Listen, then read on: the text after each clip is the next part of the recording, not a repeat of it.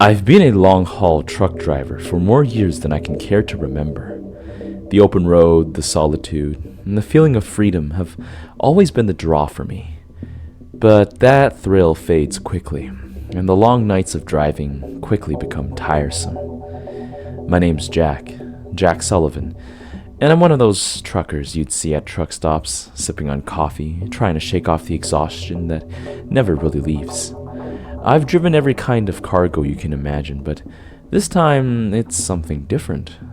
The cargo I'm hauling to Silver Ridge is as mysterious as the town itself. There's crates upon crates of these sealed containers, each one marked with a warning label. That just doesn't sit right with me. I can't shake the feeling that there's something unsettling about the contents of those containers. I've had strange jobs before, but this one takes the cake. It's not just the cargo, it's the destination that gives me the creeps. I've heard stories about Silver Ridge from other truckers. It's eerily quiet. It's got the weirdest folk who live there. A part of me wishes I could turn around and drive far away from this place, but I got bills to pay and a contract to carry out. When I arrived at the warehouse, there was no one at the entrance. The lights were on outside, so I decided to head over to the loading docks to drop off my trailer. It was nearly 8 p.m. by the time I arrived, and I figured there would probably still be someone in the back. Warehouses out here have to operate on a 24-hour schedule. I pulled up to the back and parked my truck on one side of the road. I needed to at least make sure someone was going to be noting down the delivery. I walked up to the metal warehouse door and knocked loudly. After a few agonizing seconds of silence, I could hear the brisk footfalls of someone on the other side. Click, click, and the door swung wide open. A seedy-looking man in an extremely dirty, dark blue coverall greeted me. "What do you want?" he said gruffly. "Here to drop off a shipment," I replied. He looked me up and down and said, "You got the paperwork?" I produced the necessary documents and handed it over to him.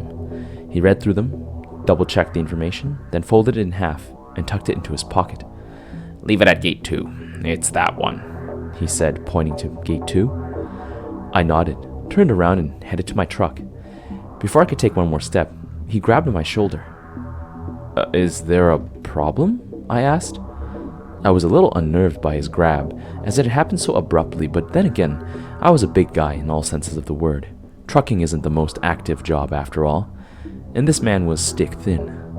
"Take this," he said, handing me a dirty-looking sheet of paper.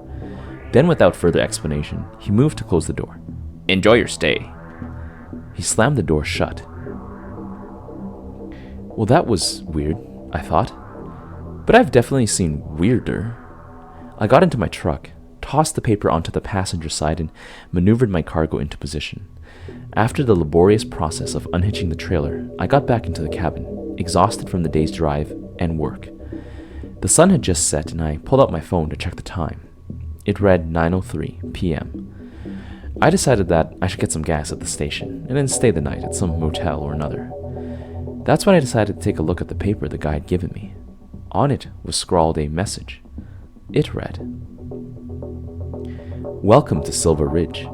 It seems like you have had the misfortune to enter this town.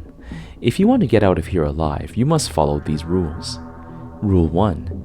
Stay inside after sundown. Lock all doors and windows.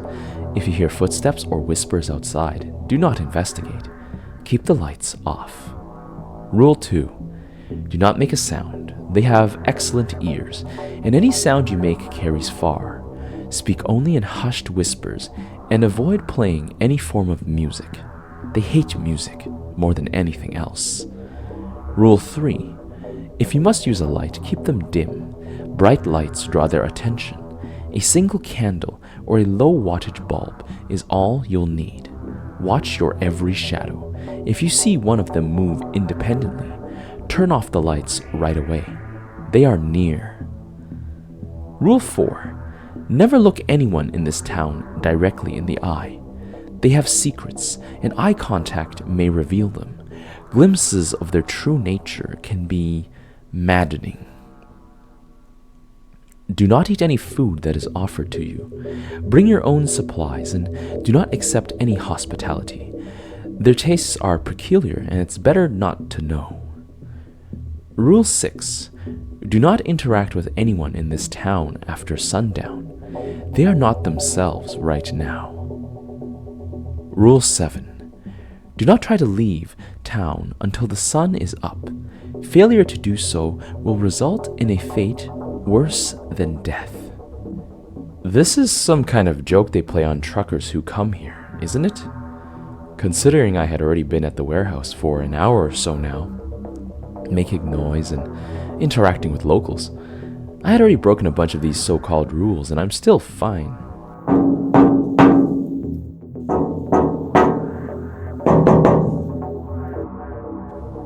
The sound of a hand making contact with metal reverberated through the entire truck cabin. See, I wouldn't normally be worried, but the knocking was coming from the roof. I turned the screen of my phone off quickly and rushed to lock the doors to the cabin. Click, the doors locked shut.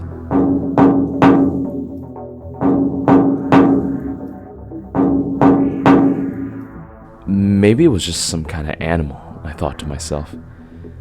I raised my head and looked around outside, and that's when I saw them. The townsfolk. They were all slowly shambling towards my truck. They moved like they had never inhabited a human body before. They slumped along on their feet, clumsily.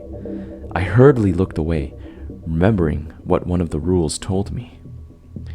This is all a joke, right? I was having a bit of a breakdown by now. I mean, maybe they haven't had a trucker come by in a while, and all they wanted to do was just come and say hi. Yeah, that's right. None of this is real. I'll just open the door, go outside, and greet them. I sat up in my chair, gathering all my wits, and I reached down to open the door when I saw one of the locals peering into the cabin on my side. It was a girl. Her eyes wandered independently of each other, aimlessly, and her mouth gaped open. She had a blank stare on her face. She looked horrifying. I averted my gaze, recalling the rules.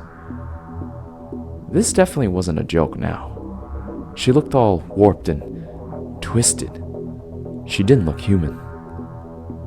Then, another local clambered onto the hood of my truck. He was a frail-looking old man, but the way he moved his limbs, it was all so terribly wrong. They swung and stuck out at the wrong angles as he climbed. He came right up to the windshield, eyes also rolling about in different directions. He stared long and hard. I tried not to look back. And then he started smashing his head into my windshield.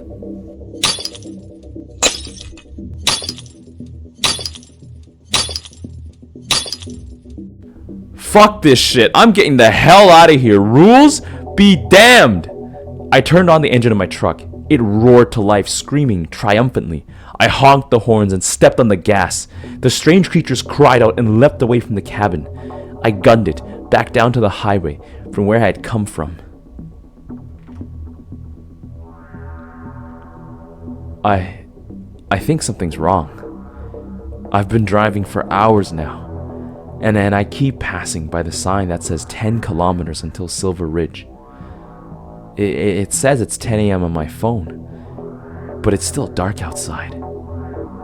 I've got a gallon of gas left, and every time I look in the rear view mirror, I think I see something.